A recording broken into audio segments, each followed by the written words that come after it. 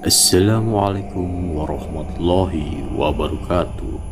Masih bersama saya di channel Yadi Aindo untuk cerita-cerita horor atau misteri.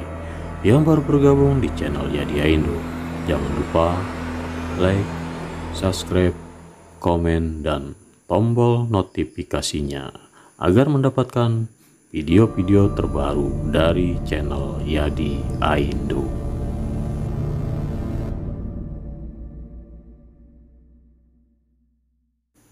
Misteri Persugihan Kandang Bubra. 6 bulan lalu, Darsono, seorang tenaga pengajar yang masih berstatus honorer, sedang duduk termangu setelah jam belajar mengajar usai. 6 bulan terakhir ini, pria itu sering tertegun. Darsono memikirkan ajakan seseorang teman satu sekolahnya yang dahulu. Nasib keduanya berbeda. Darsono merasa heran, padahal kawannya itu hanyalah seorang pedagang makanan di rantau, lebih tepatnya di Pulau Sulawesi.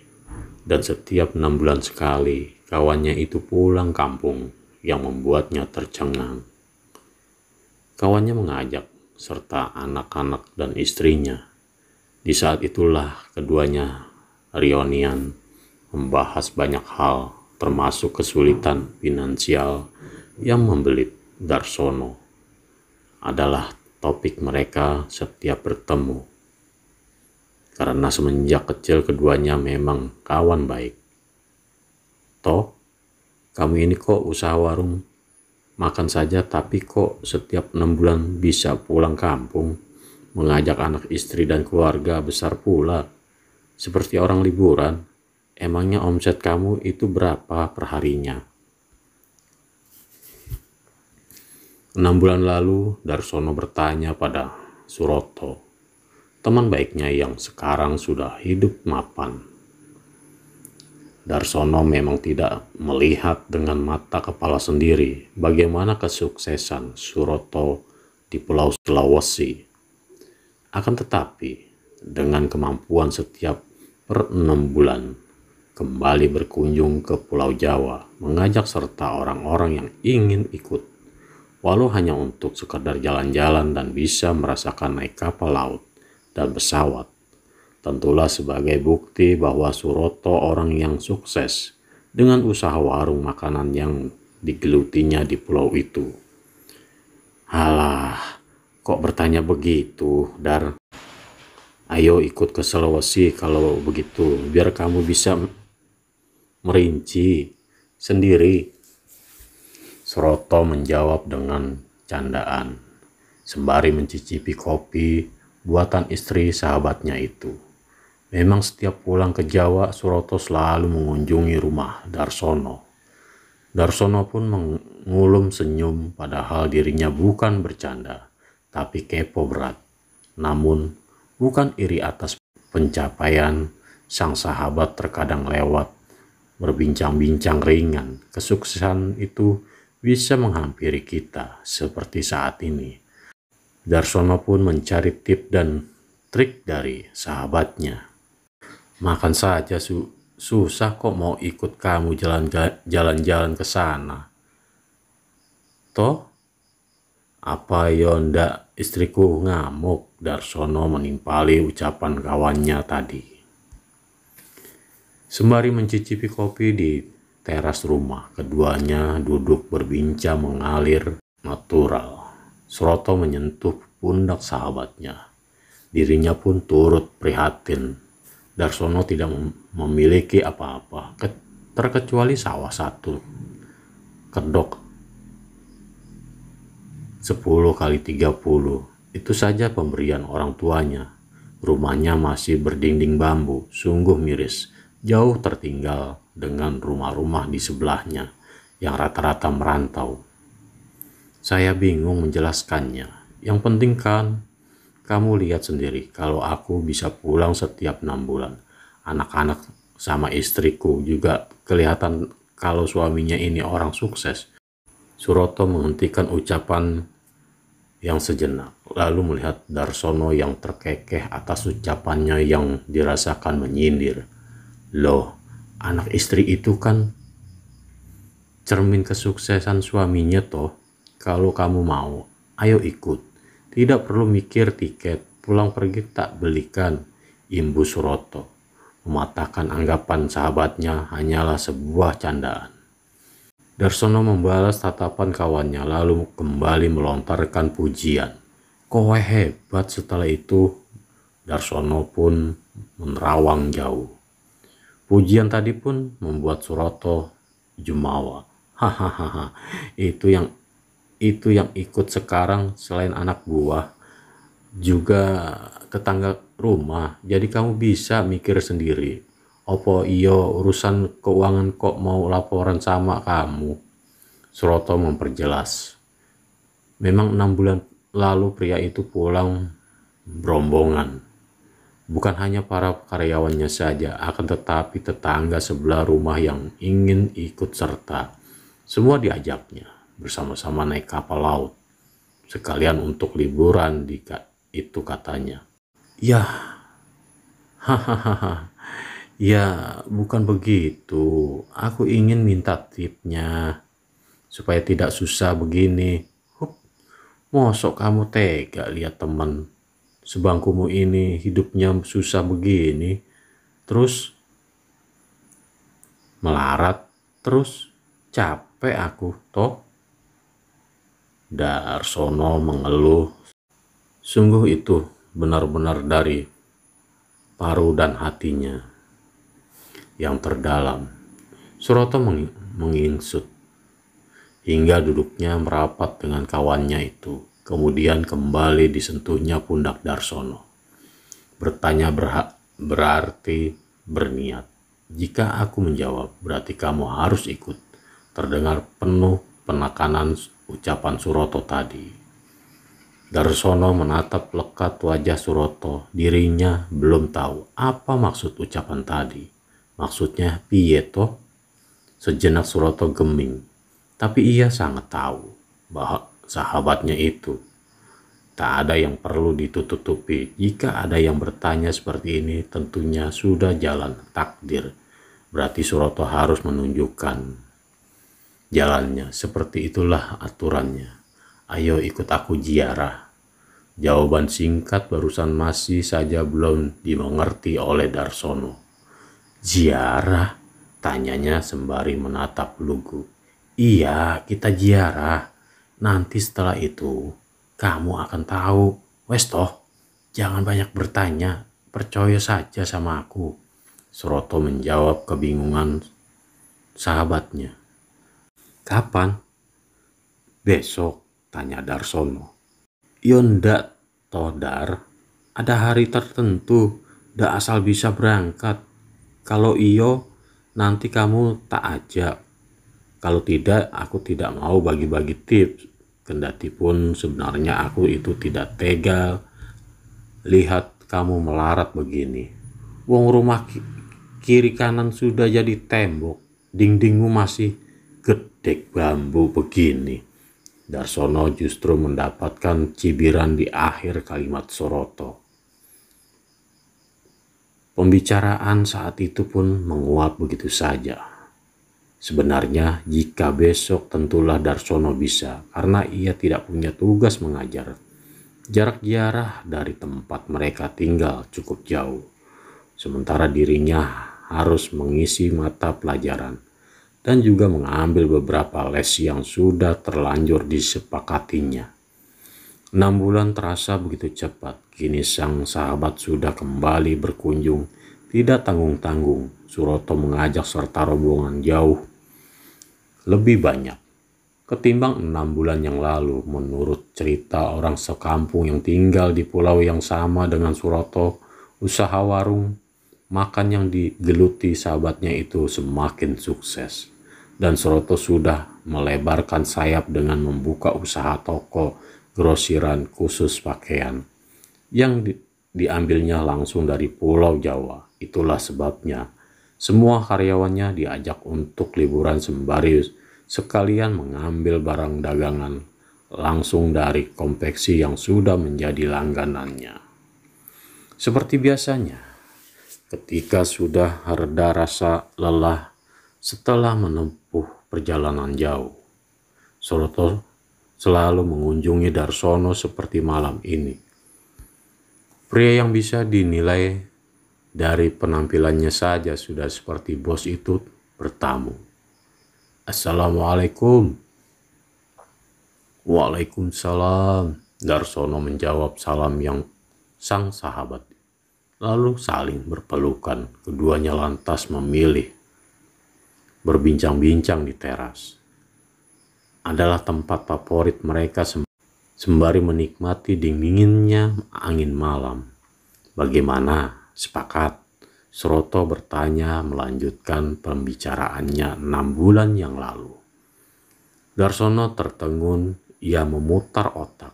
Berziarah di makam bini sepuh, orang tua atau tetua, belum pernah dilakukannya, tapi itu sudah hal biasa dilakukan oleh para tetangga sekitar rumahnya.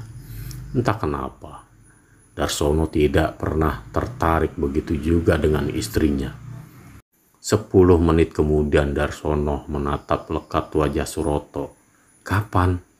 Lek besok aku usahakan bisa, tapi ya begitu, harus sembunyi-sembunyi dari istriku.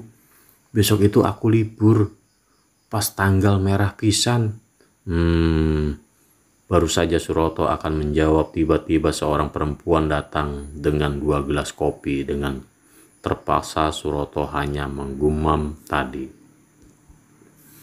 "Silakan diminum, Kang. Toh, mumpung masih panas." "Terima kasih, Mbak Mar."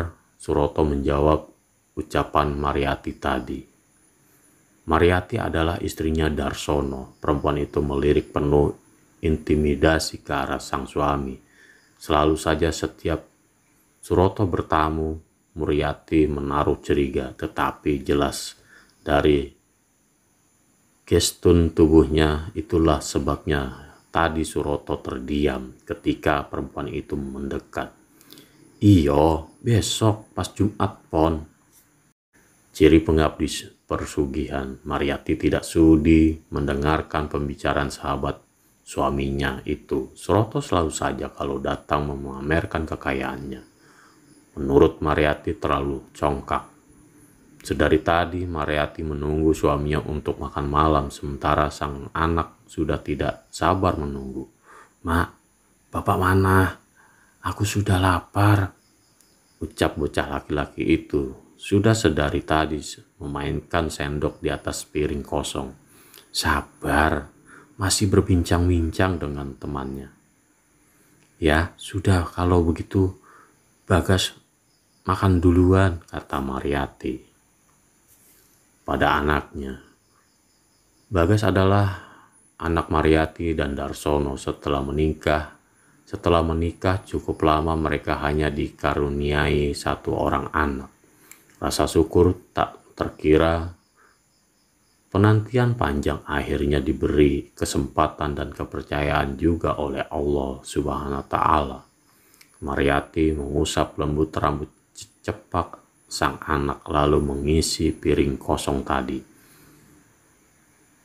Nyam nyam nyam nyam. Bagus tidak sabar untuk segera menikmati menu masakan sang ibu. "Ini jangan lupa baca doa dulu sebelum makan ya," ucap Mariati sembari menyodorkan sepiring nasi plus lauknya pada Bagas. Bagas pun menyambut, lalu dengan polosnya membaca doa dan langsung menyantap. Hari ini Mariati memasak opor ayam kampung. Menu istimewa itu memang menjadi menu favorit sang anak. "Mar, sudah siap makanannya?" tanya Darsono dari arah luar. Sudah." Dengan terpaksa Mariati pun menjawab tadi. "Ayo makan dulu, aku sudah lapar dari tadi. Tiap hari habis ngajar langsung ke sawah." Darsono mengajak sekaligus curhat. "Alah, terima kasih Dar. Tidak, kamu saja sana makan. Aku tunggu di sini. Suroto menolak. Namun Darsono tetap memaksa sembari memegang tangan sahabatnya. Menolak rejeki kowe. Wes ayo cepat. Matur nuwun kalau begitu. Kebetulan aku juga lapar, sambut Suroto disertai kekeh tawa bersamaan. Mariati langsung beringsut mengambil satu piring lagi untuk tamunya. Silakan, ucapannya sembari menyodorkan piring. Terima kasih Mbak Mar, sambut Suroto lalu memindahkan menu yang menggoda selera makannya. Dengan ramahnya, Darsono pun menjamu sahabatnya. Silakan, itu ada tempe goreng sama iwak wader. Pasti kamu bosan makan ayam. Hahaha, kalau di rumah bosan, tapi kalau tidak ikut beli, ya tetap doyan, jawab Darsono yang sudah tidak sabar untuk segera mengambil sajian di depannya. Suroto makan dengan lahapnya, bahkan saking lahapnya nampak seperti orang kelaparan. Selama di meja makan tak ada pembicaraan. Mariati mengusap dada, menatap aneh ke arah sahabat suaminya itu. Makanannya tak beradab, seperti orang tidak pernah makan enak, padahal katanya orang kaya dan pengusaha kuliner. Setelah selesai makan, Suroto langsung berdiri sembari mengusap perutnya yang sudah terisi penuh. Alhamdulillah, rejeki nomplok. Aku pulang dulu, perutku mules, pamit. Suroto lalu meninggalkan Mariati dan Darsono yang masih di meja makan. Suroto menghentikan langkahnya di ambang pintu, lalu berbalik badan. Matur nuwun sanget, Dar, Mbak Mar. Assalamualaikum, katanya dengan suara kerasnya. Iyo, waalaikumsalam. Sambar Darsono menjawab salam tadi, kemudian meneruskan makan. Suroto jauh lebih cepat makanannya, seperti kereta api, tidak dikunyah. Rupanya bukan hanya Mariati saja yang berpikir seperti itu, tetapi Darsono juga heran. Baru kali ini melihat sahabatnya itu makannya seperti bebek, sangat cepat dan berhamburan. Mak, sudah, ucap Bagas sembari menyerahkan piring kosongnya. Suara Bagas tadi membuat terkejut Darsono dan istrinya. Oh iya, kalau begitu sana cuci tangan, habis itu belajar lagi ya, kata Mariati pada anaknya. Cara makan Mariati mendadak ambiar, sementara Darsono langsung mengikuti langkah sang anak. Keduanya berada di ruang. Televisi membiarkan Mariati kembali melaksanakan tugas dapur. Mariati memandangi wadah opor ayam buatannya, tandas tak tersisa barang setetes kuah pun. Ciri-ciri orang punya persugihan, rakus batin Mariati. Bagaimana tidak? Tadi Suroto menumpahkan semuanya ke dalam piring. Bukan hanya opor ayam saja yang disikat, tapi iwak wader sekalipun tempe semua diborongnya habis-habisan. Setelah selesai tugas dapur, Mariati menghampiri sang suami yang masih nampak duduk di tempat tadi. Mas, ucap Mariati dan langsung menyentuh tangan sang suami setelah menjatuhkan diri duduk. Kenapa lagi? Selidik Darsono sembari menatap lekat wajah istrinya. Darsono membalas tatapan selidik yang tertuju padanya. Keningnya mengerut melihat ekspresi istrinya yang kelihatannya selalu saja seperti itu ketika Suroto mengunjunginya. Mas, sampean tidak memperhatikan Kang Suroto makan tadi? Tanya Mariati tanpa berbasa-basi. Darsono menghela napas, kemudian balik bertanya. Iyo, lihat, kenapa? Tahu tidak, temanmu itu kan kaya, Mas. Aku rasa dia itu punya persugihan. Bukan rasa, tapi aku yakin 1000%. Mariati menjabarkan isi hatinya. Darsono pun terkekeh. Selalu saja pria itu menanggapinya dengan canda. Sudah biasa, perempuan selalu saja begitu sewot jika melihat orang lain sukses dan membandingkan dengan kehidupannya sendiri. Terus merasa paling suci dan seenaknya menuduh. Lah, kok kamu tahu? Wong aku saja tidak tahu loh. Hebat kowe. Sejak kapan jadi paranormal? Bisa buka praktek kalau begitu, goda Darsono tadi beruntun. Tidak peka ucapan Darsono tadi langsung mendapatkan sikutan keras dari istrinya. Au! Keluh Darsono meringis sembari meraba dadanya. Lalu Mariati kembali melanjutkan argumen. Hehehe, lihat saja makannya seperti super kereta. Karena yang makan bareng kita tadi itu mas, bukan temanmu. Darsono kembali terkekeh geli, lalu bertanya dengan gimik serius. Tiba-tiba saja bulu kuduknya meremang. Mungkin karena bertepatan besok malam Jumat. Lah, terus siapa kalau bukan temanku? Mariati mendekatkan wajahnya apa tidak mengganggu konsentrasi. Bagas belajar, kemudian berbisik lirih di kuping telinga sang suami. Setan! Mendengar ucapan istrinya barusan, Darsono langsung terkejut. Tak menyangka dan tubuhnya pun refleks terlonjak. Astagfirullah. Pekiknya tanpa sadar dengan suara keras. Bapak kenapa? Tanya Bagas. Suara tadi cukup membuatnya terganggu. Tidak nak. Tampik Darsono membuat Bagas kembali dengan aktivitas belajarnya. Darsono kaget bisa-bisanya istrinya berpikiran seperti itu dan menghubungkan dengan cara makan. Terlalu jauh kecurigaan Mariati atas kesuksesan yang diraih temannya. Bahkan dirinya saja sama sekali tidak berpikiran apalagi menaruh curiga. Semua orang berhak sukses dan menjadi orang kaya apapun itu profesinya. Jika memang sudah takdir dan bekerja keras, keduanya itu harus berbarengan. Bekerja keras jika belum takdir, semuanya akan sia-sia. Begitu pula sebaliknya.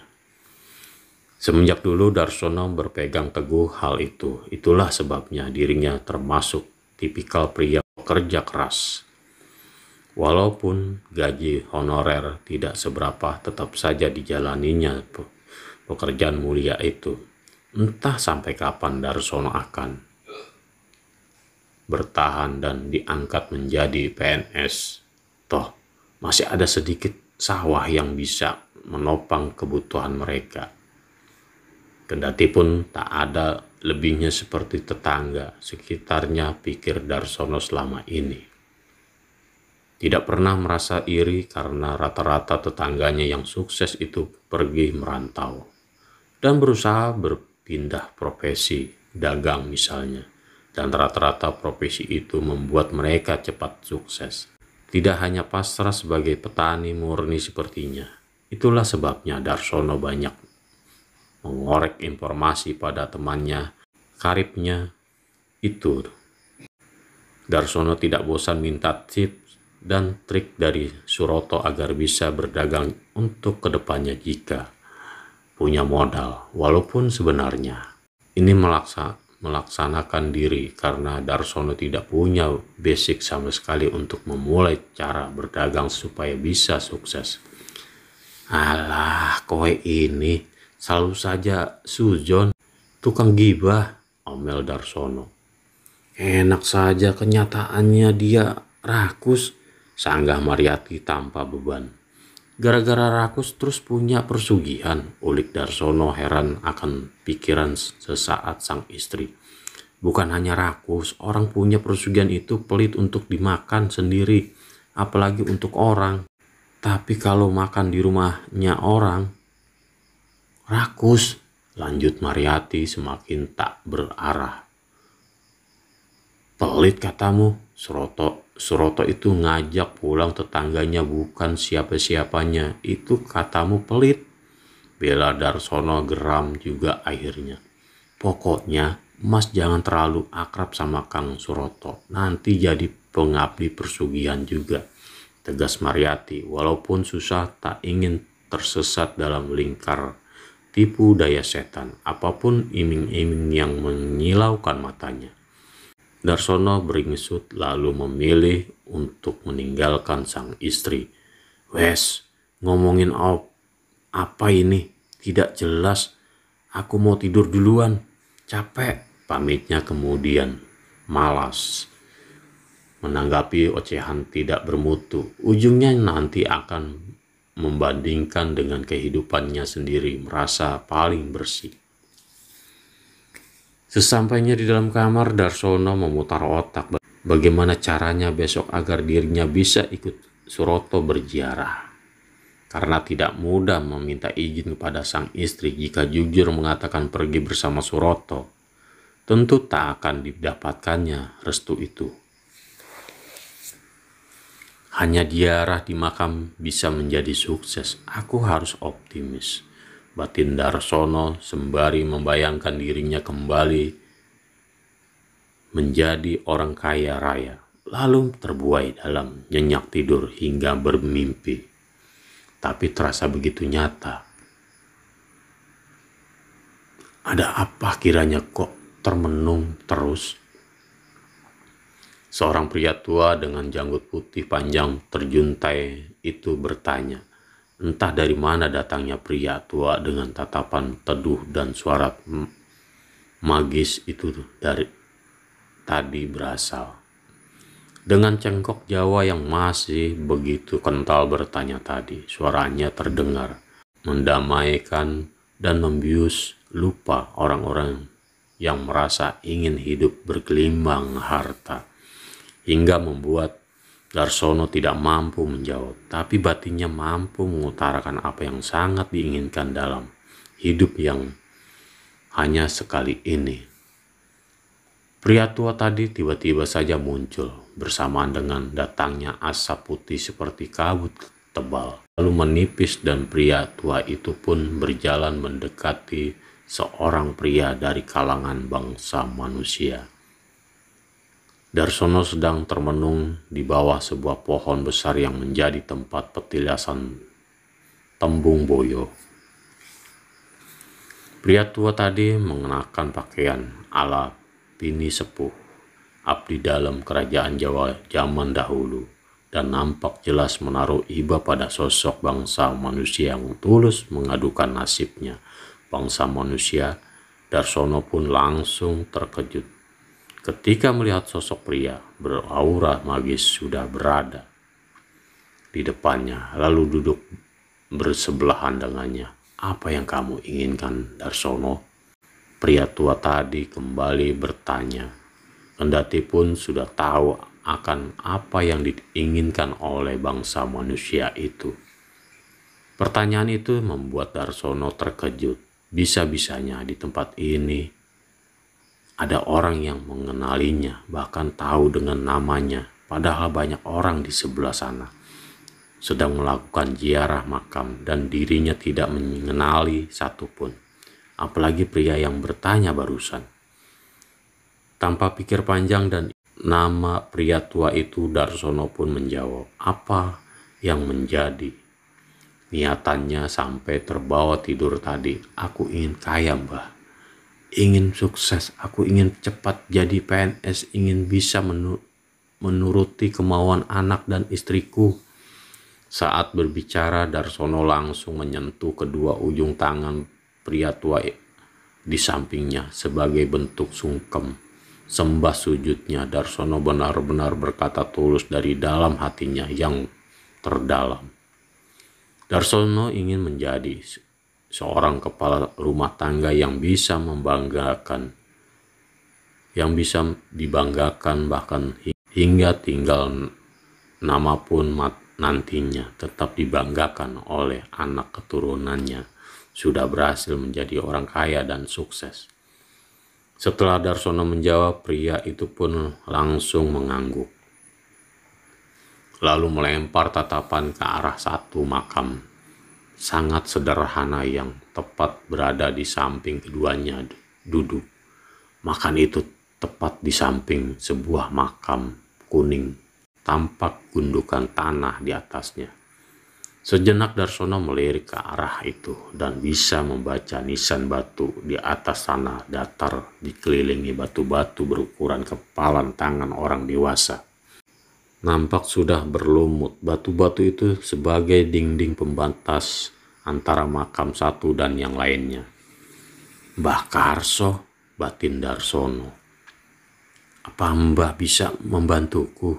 Darsono bertanya dengan suara bergetar, dengan permohonan dan terbawa dalam perasaan. Tidak ingin membahas tentang nama pada nisan itu. "Bisa," jawab pria itu, padat penuh berjuta makna. Mendengar jawaban pria tua itu di depannya, Darsono pun langsung memberikan sembah sujudnya kembali. Terima kasih Mbah," ucapnya penuh syukur atas pertolongan dari Allah lewat perantara orang lain. "Jika kamu punya pohon pisang dan aku akan meminta, kamu akan memberikan jantungnya, pohonnya atau buahnya?" tanya pria itu menggunakan dialek Jawa yang masih begitu kental. Tapi pikir panjang Darsono pun menjawab, "Terserah Mbah mintanya," tegas tanpa pikir dan penuh keberanian terdengar. Toh Darsono punya beberapa pohon pisang di samping rumah. Jangankan pria tua yang bersamanya akan meminta tetangganya saja diberikannya. Bahkan dengan akar-akarnya pun. Sekaligus pikir Darsono saat menjawab tadi. Setelah itu tiba-tiba saja pria tua tadi langsung hilang, entah pergi kemana, dan membuat Darsono kaget dan tersadar masih di atas ranjang kayu. "Astagfirullah, ya Allah, Alhamdulillah," Darsono pun beristighfar. Ketika bersamaan dengan hilangnya pria tua tadi, Darsono langsung terjaga, tubuhnya terasa gerah dan berkeringat, bahkan sampai gemeteran. "Ada apa Mas?" seru Mariati, kendati pun matanya masih menyipit. Suara mengigau Darsono tadi mengganggu lelap tidurnya. Darsono menoleh, akan menceritakan mimpinya yang terasa aneh tapi nyata. Namun Mariati tak mampu menahan kantuknya yang membius. "Wes ngorok," gemam Darsono rada kesal. Lanjut Darsono mendengus. Mungkin sudah takdirnya. Mimpi yang diartikan oleh Darsono akan kejatuhan keberkahan itu tidak harus diceritakan pada istrinya. Mariati sudah mendengkur setelah bicara tadi. Kembali menarik selimut dan tak peduli dengan suaminya lagi. Memilih menyembunyikan diri dari dinginnya udara malam. Memang malam itu terasa begitu dingin, menembus tulang. Haus, gumam Darsono lalu turun dari ranjang dan menuju ke arah dapur. Sesampainya di ruang itu, mata Darsono memindai sekelilingnya. Tiba-tiba saja bulu kuduknya menggidik. Tidak pernah sebelumnya merasa takut di rumah sendiri seperti sekarang ini. Bau melati, batin Darsono, lidahnya mendadak menjadi keluh ketika tengkuknya menebal pertanda bahwa ada sosok astral bersamanya atau mengunjunginya. Aroma harum melati begitu pekat seperti aroma pria dalam mimpinya barusan. Benar-benar jejak aroma yang ditinggalkan sama persis. Darsono mengendus-endus hidungnya kembang kempis, memastikan benar dugaannya. Kemudian Darsono keluar ke arah halaman depan, mengikuti asal aroma khas untuk sesaji itu berasal. Setelah menenggak satu gelas air minum terlebih dahulu tadi, Mbah, mata Darsono melotot dengan mulut tercekat melihat sosok pria yang ada dalam mimpinya tadi kini nyata di depan matanya.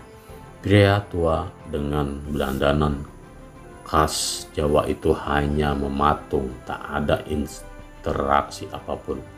Kedatangannya sedang mendata untuk sebuah laporan pada junjungannya. Beliau tidak hanya sendirian, tapi bersama beberapa orang pria dengan pakaian serupa. Tidak lama berselang, sosok-sosok itu pun lenyap dari pandangan mata Darsono, hanya meninggalkan asap kabut tebal lalu menguar. Serupa aroma harum yang begitu pekat seiring sosok tadi lenyap. Tak berjejak, harum melati pun perlahan lenyap. Darsono masih berdiri mematung di depan pintu. 5 menit kemudian tubuhnya langsung terkejut seperti tersengat listrik bertegangan tinggi. Ini nyata, batin Darsono, lalu berlari ke arah halaman tempat beberapa orang tadi berada di sana. Darsono memastikan lagi-lagi tengkuknya pun terasa menebal. Kedua tangannya pun meraba bagian belakang. Wajahnya mendongak menatap langit. Rembulan malam begitu terang dan mampu membantu penglihatannya tadi sih, hingga tidak samar. Ini nyata adanya. Setelah itu Darsono memilih meninggalkan halaman. Takut kalau istrinya mendapatinya berada di tempat ini. Darsono tidak mau rencananya besok akan ikut Suroto berujung kecurigaan. Mariati selalu saja bisa membaca pikirannya, padahal sudah berulang kali ingin ikut, tapi selalu saja gagal. Namun untuk sekarang Darsono sudah bertekad untuk ikut serta. Kehidupan yang menghimpit membuatnya harus mencoba ikut berziarah. Toh tidak ada yang aneh dan itu tidak dilarang oleh agama yang dianutnya. Darsono kembali merebahkan diri seperti tak terjadi apapun hingga pagi menjelang. Darsono sudah dengan dandanan rapi.